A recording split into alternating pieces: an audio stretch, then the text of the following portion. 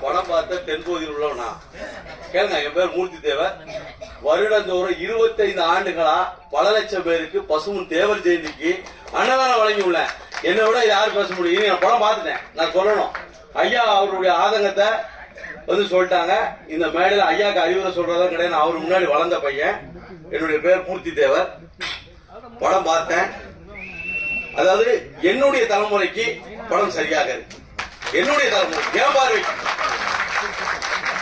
ஐயாவுடைய வயதுக்கு நான் உணவு வகையிலும் என்னுடைய ஒரு சில விஷயங்களும் என்னுடைய மாறுபாடுகளும் ஐயாவுடைய வயது பார்வை அவங்களுடைய எக்ஸாக்டா இருக்கும்னு நினைக்கிறாங்க. சத்தியமா சொல்ற எந்த தேவையான இந்த படத்தை எடுக்க முடியாது. நான் ஒண்ணு சொல்றேன், ஒரு இயக்குனர் ஒரு நிறைய மேடையில வீட்டில் இருக்கக்கூடிய பெரியவர்கள் எல்லாம் சொன்ன மாதிரி எல்லாருமே பிற சமூகத்துக்காரங்க. சத்தியமா நாங்க வெட்கப்படுறோம். இன்னைக்கு இந்த சமுதாயத்தை நாங்க கோடி கோடியா அன்னதானம் பண்றது விழாக்கள் இந்த படம் எடுக்கணுங்க அறிவு எங்களுக்கு இருந்துச்சா? யாராவது செஞ்சோமா? அத எந்த தேவரும் உலகத்தில் உள்ள ஒரு தேவரை காட்டினார்ல, நான் தேவரை பார்க்கல. ஆனா கிட்டத்தட்ட 35 ஆண்டுகளாக என்னுடைய தாத்தா காலத்துல ஐயா நவமணி ஐயாவுக்கு தெரியும் நாங்க இந்த சமூகத்துக்கு எவ்வளவு தென்பகுதியில எங்க குடும்பத்தினர் வந்து சமூகத்துக்காக பாடுபடுவோம் என்று ஐயா நவமணி ஐயாவுக்கு நல்லாவே தெரியும். நான் சொல்றேன், என்னுடைய பார்வைக்கு ஐயா வந்து எக்ஸாக்டா இருக்கும்னு நினைக்கிறாங்க. அதல்ல சினிமா ரொம்ப எக்ஸாக்டா இருக்க முடியாது. ஏன்னா ஒரு பழைய 1957க்கு வந்து நம்மளை கொண்டு போறங்கிறது எவ்வளவு பெரிய விஷயம்.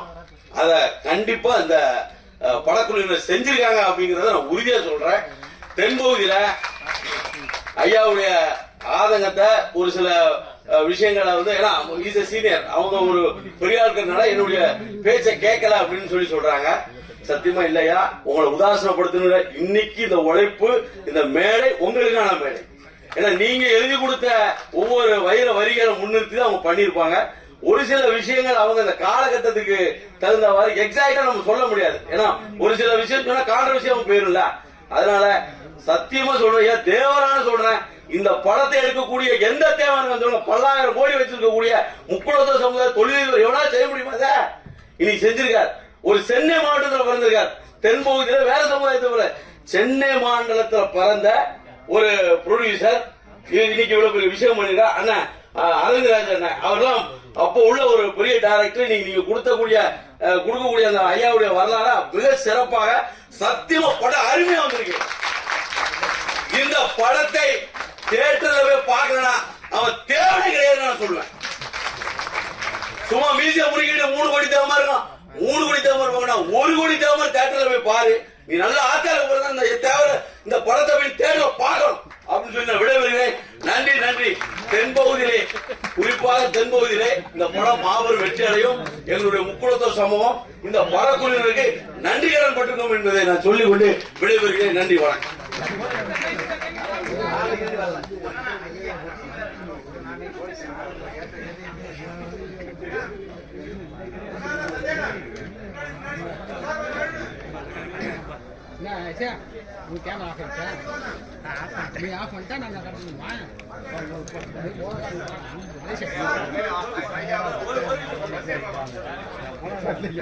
இந்த மேடையில உண்மையிலே சொல்றேன், நான் வெட்கப்பட்டு தலை குனிஞ்சு ஒரு விஷயத்தை கூட பகிர்ந்துக்கிறேன்.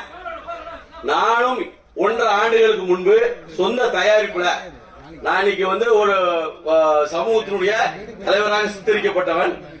எனக்கு கூட அந்த அறிவு இல்ல. நான் கெங்க கொண்டான் அப்படிங்கிற ஒரு திரைப்படத்துல தாய்மாமா கேரக்டர் பண்ணிருக்கேன். படம் விரைவில் வரப்போகுது. எனக்கு அந்த உணர்வு இருந்துச்சா? தேவரையா வச்சு பண்ணணுங்கிற உணர்வு யாருக்கு இருந்துச்சு? என்னுடைய அன்பு சகோதரர் திரு SSR சத்யாவுக்கும் அதை துணிஞ்சு ஒரு தேவனுக்கு தைரியம் இந்த டைரக்டருக்கு வந்திருக்கு, இந்த படக்குழுவினருக்கு வந்திருக்கு. இந்த மேல நான் சொல்றேன், பஷீர் பாய் இல்ல, இன்று பஷீர் தேவராக அழைக்கப்படுகிறார்.